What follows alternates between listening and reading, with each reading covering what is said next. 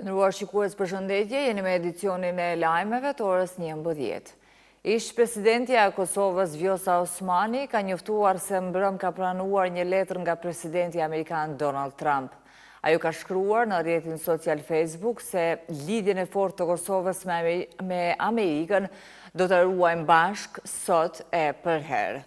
Sipas saj, ashtu siç thekson edhe presidenti amerikan në letrën e tij, mirëpret vazhdimin e bashkëpunimit në vitet në vijim. Ambasadori i Shteteve të Bashkuara të Amerikës në NATO, Matthew Whitaker, viziton Kosovën, ku do të qëndrojë për vizitë 2 ditë. Policia e Kosovës nëpërmjet një njoftimi ka bërë të ditur se në intervale të shkurtra kohore gjatë lëvizjes së eskortës do të ketë ndërprerje të qarkullimit të automjeteve.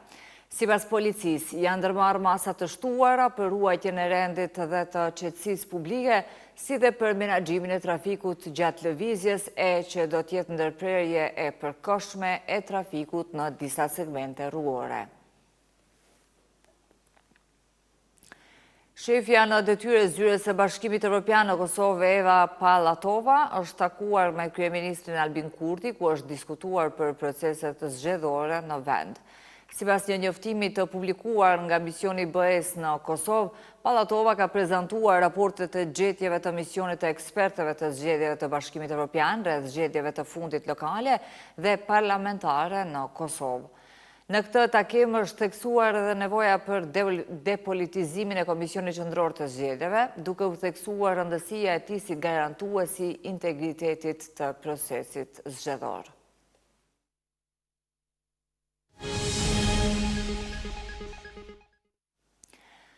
Kryetari i Gjykatës Supreme Feyzullah Rexhepi ka shprehur shqetësim për vendimin e qeverisë për formimin e një komisioni të ri për dhënien e provimit të jurisprudencës.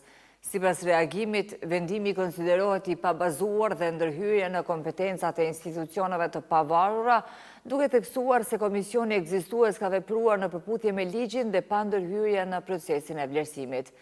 Në reagimin e Rexhepit thuhet se përgjegjësia për organizimin e provimit i takon Ministrisë së Drejtësisë, ndërsa ndryshimi i komisionit pa përfunduar mandatin cilësohet si veprim i paligjshëm dhe kundërkushtetues. Instituti i Kosovës për Drejtësi ka prezantuar raportin Drejtësia Civile në Kosovë 2025, ku thuhet se ka trajtim të pabarabartë të rasteve civile në gjyqësor dhe zvarritje të theksuar të procedurave. Përfaqësuesit e IKD-s thonë se kohëzgjatja e trajtimit të rasteve civile mbetet shqetësuese. Sa i përket barabarësisë e trajtimit të rasteve civile, gjetjet tregojnë se një situatë shqetësuese është në praktikë, pasi në njërin anë janë evidentuar raste të cilat janë iniciuar dhe kanë përfunduar brenda vitit të njëjtë, ndërsa në anën tjetër ka raste të cilat janë në procedurë për një kohë të gjatë, përkatësisht ndoshta edhe më shumë se një dekadë. Një dallim i tillë në kohëzgjatje krijon përceptim të trajtimit jo të njëtrajtshëm dhe ngrit dyshime sa i përket respektimit të parimit të barazisë së palëve para ligjit. Sa i përket numrit të lëndëve, megjithëse gjatë vitit 2025 është arritur që të zgjidhen më shumë lëndë se sa që janë pranuar, duke ulur numrin e përgjithshëm të lëndëve të pasgjidhura, ngarkesa në sistem vazhdon të mbetet shumë e lartë. Në gjykatën themelore në Prishtinë, sot shpallet aktgjykimi ndaj Naim Urselit, Granit Plavës dhe Kushtrim Kokallës për rastin e vrasjes së Liridona Ademajt. Liridona Ademaj u vra në muaj nëntor të vitit 2023 në fshatin Bërnis të Prishtinës. Bashkëshorti i saj, Naim Urseli, akuzohet për planifikimin e vrasjes, Plava akuzohet se ka kryer vrasjen, ndërka që Kushtrim Kokalla akuzohet se ka njoftuar dorasin e dyshuar me Murselin. Sipas prokurorisë, Murseli ka planifikuar vrasjen në bashkëpunim me Kushtrim Kokallën dhe Granit Plavën, duke u premtuar atyre një shpërblim prej 30.000 eurosh për ta kryer krimin.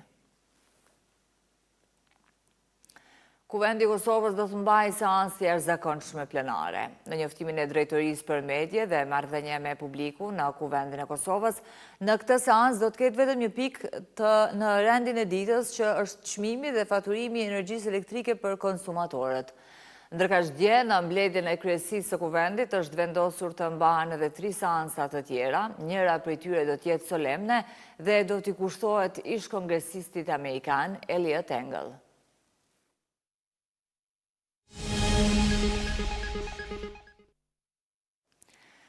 Çmimi i derivateve të naftës ka filluar të bjerë në Kosovë. Çmimi maksimal i lejuar për ditën e sotme është 1,68 euro për litër. Ndërkaq Ministria e Tregtisë njofton se çmimi i benzinës shkon maksimalisht deri në 1,41 euro për litër dhe gazi me 0,88 euro për litër.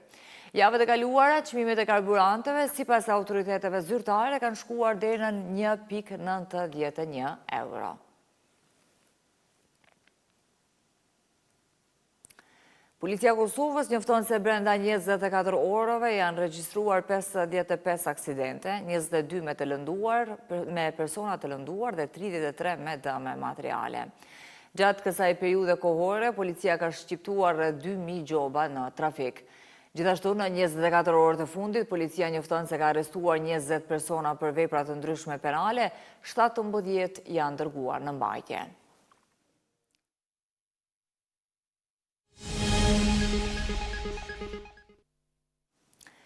Federata e Futbollit të Kosovës ka nderuar futbollistin e Dugaxhinit Djenit Isufi me çmimin tradicional Ylli i javës, pas një performance vendimtare që i dha frymëmarrje skuadrës nga Klina në fazën më të nxehtë të kampionatit.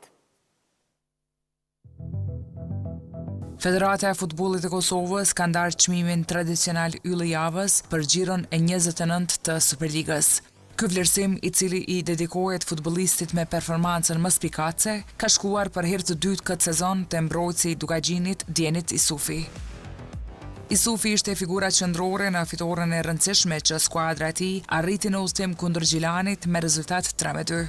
Përveç stabilitetit në fazën defanzive, ai dha një kontribut vendimtar në sulm duke shënuar një gol dhe duke fituar një penalti e cila u shndrua në gol nga bashkëlojtarët e tij. Pas pranimit të çmimit i cili u nda nga Komisioni i Veteranëve të Futbollit, Isufi u shpreh i lumtur për vlerësimin, por theksoi se suksesi kolektiv mbetet parsor. Ndeshjen e kena përgatit maksimalisht mirë, edhe normal, kjo fitore na jep shumë qetësi për vazhdimin e kampionatit edhe për lojën që kemi për kupë me Ballkan. Normal, ndeshje e lehtë nuk do jetë, edhe pse kemi avantazhin, loja nuk ka mbaru akoma, qysh i kena dhona 3 golla, mund me na u kthy, kështu që normal fokusi është shumë i lartë, koncentrimi të gjitha puna po bëhet në mënyrën maksimale dhe shpresojmë të kalojmë tutje. Kjo më bën mundësi shumë mirë, por një falenderim i veçantë shkon për familjen dhe për klubin futbollistik Dugaxhinit, kryesien, trajnerët dhe bashkëlojtarët që kjo gjë pa të nuk do ishte e mundur. Me këtë vlerësim, Isufi konfirmon formën e tij të lartë në këtë fazë kritike të kampionatit, ku çdo pikë peshon shumë për renditjen përfundimtare.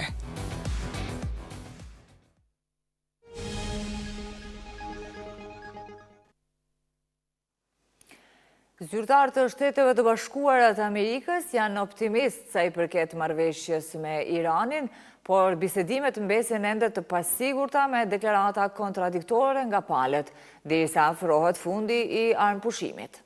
Të nderuar shikues, ishte kjo e tëra që kishim përgatitur për këtë edicion të lajmeve. Për këto dhe zhvillimet të tjera takohemi në edicionin orës 13.